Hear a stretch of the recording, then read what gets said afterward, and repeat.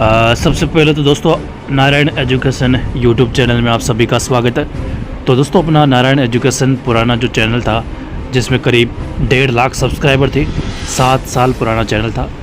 अब वो किसी कारणवश यूट्यूब से डिलीट हो चुका है। अब मैंने नया चैनल बनाया है सेम उसी नाम से, सेम वही चीज़ें रहने वाली है, कुछ भी बदलाव नहीं है। ठीक है, तो आप नए चैनल को सब्सक्राइब कीजिए, नारायण एजुकेशन चैनल को शेयर भी कीजिए और वीडियो को लाइक भी कीजिए। तो यहाँ पर दोस्तों आप देखिए, राजस्थान के शिक्षा मंत्री मदन दिलावर के विवादित आदेश बढ़ी टीचर्स की उलझन। शिक्षा मंत्री मदन दिलावर के ये आदेश शिक्षकों के बीच काफ़ी विवाद का विषय बने हुए हैं। शिक्षकों का विरोध उचित है क्योंकि वे चाहते हैं कि उनकी प्राथमिक जिम्मेदारी शिक्षण हो और ऑनलाइन कार्यों के लिए पर्याप्त सुविधाएं प्रदान की जाए।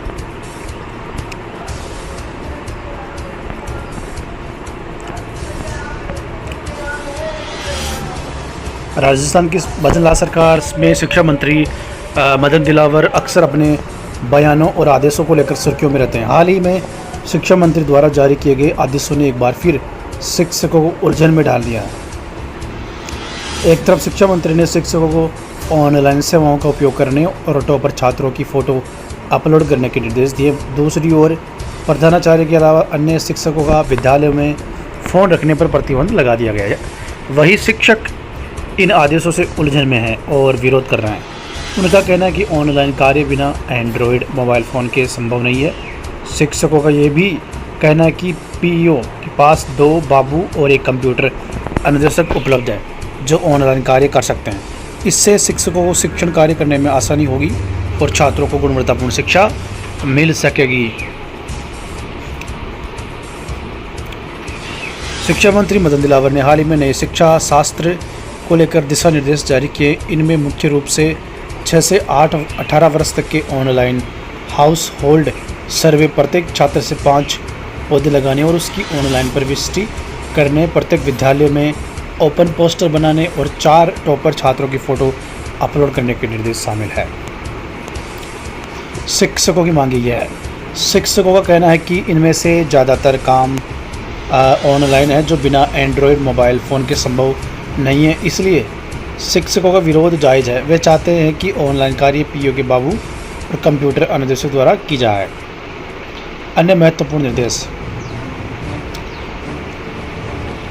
जिसमें सबसे पहले नामांकन वृद्धि, प्रत्येक विद्यालय में 10% नामांकन वृद्धि सुनिश्चित करने का निर्देश। ट्रांसफ़र वाउचर और स्कॉलरशिप समय पर ट्रांसफ़र वाउचर और स्कॉलरशिप भेजने का निर्देश। पुस्तक वितरण 10 जुलाई तक 100% पुस्तक वितरण करने का निर्देश।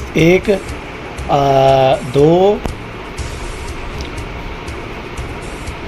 रात्रि चौपाल, अधिकारियों से प्रत्येक गांव में रात्रि चौपाल लगाकर विद्यालय की शैक्षणिक स्थिति के बारे में जानकारी लेने का निर्देश। शिक्षक अवकाश को सालादर्पण स्वीकृति में अवकाश पर रहने का निर्देश। सूर्य नमस्कार, प्रार्थना सभा में सूर्य नमस्कार की निरंतरता बनाए रखने का निर्देश। धार्मिक कार्य, कोई धार्मिक कार्य विद्यालय के समय के बाद ही करने का निर्देश। गतिविधि रजिस्टर, प्रत्येक विद्यालय में गतिविधि रजिस्टर का उपयोग करने का निर्देश। कई विद्यालयों में 6 महीने से कोई गतिविधि दर्ज नहीं की गई है। विद्यार्थी और शिक्षक डायरी, नियमित रूप से विद्यार्थियों और शिक्षकों की डायरी का संग्रहण करने और समस्याओं पर जांच करने का निर्देश। शैक्षणिक भ्रमण, प्रत्येक विद्यालय छात्रों का शैक्षणिक भ्रमण जरूर कराने का निर्देश। शौचालय और टंकी की सफाई नियमित रूप से कराने का निर्देश। इसके अलावा और भी है, बोर्ड परीक्षा में भेजे गए सत्रांक के अनुसार, मतलब और भी चीज़ें हैं। इसके अलावा दृष्टिहीन और 90% तक दिव्यांग ऑर्थोपेडिक शिक्षक कर्मचारियों को इच्छित स्थान पर मिलेगी नियुक्ति। नवज्योति से न्यूज़, इच्छित स्थान पर नियुक्ति का क्रम जारी। तो यहाँ पर देखिए शिक्षकों को लेकर बड़ी घोषणा, शिक्षा मंत्री मदन दिलावर।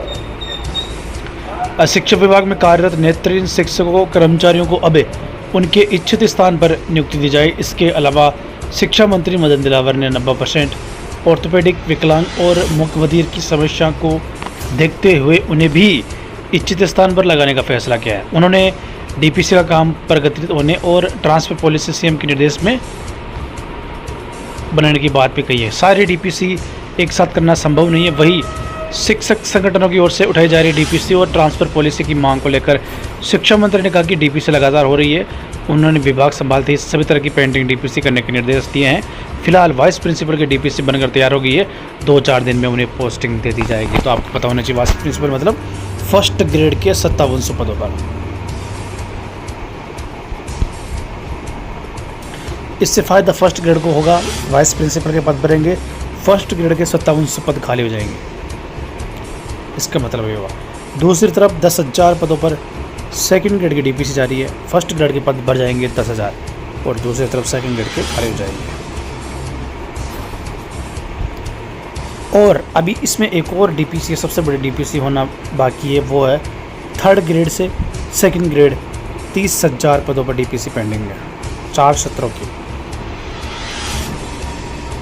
अगर ये समय पर हो जाती है दोस्तों तो नई रीट का रास्ता खुल जाएगा। मतलब शिक्षक भर्ती होगी ना, रीट तो पात्रता परीक्षा वो तो हो जाएगी, शिक्षक भर्ती जो अगले साल होगी ना, उससे पहले पदों का वर्गीकरण सरकार जारी कर सकती है। दोस्तों अगर 30,000 पदों पर डीपीसी हो जाती है एक साथ, वैसे हो सकता है पूरे पदों पर नहीं हो, 20-25,000 पदों पर हो, लेकिन अगर 30,000 पदों पर डीपीसी हो जाती है तो सारे के सारे पद खाली हो जाएंगे सीधी भर्ती के लिए। और ऑलरेडी और भी पद, इतने पद आप मान सकते हो तो करीब 60,000 के आसपास, 50,000 से आप 60,000 मान सकते हो, इतने पद फर्स्ट जो रेट के लिए खाली हो जाएंगे।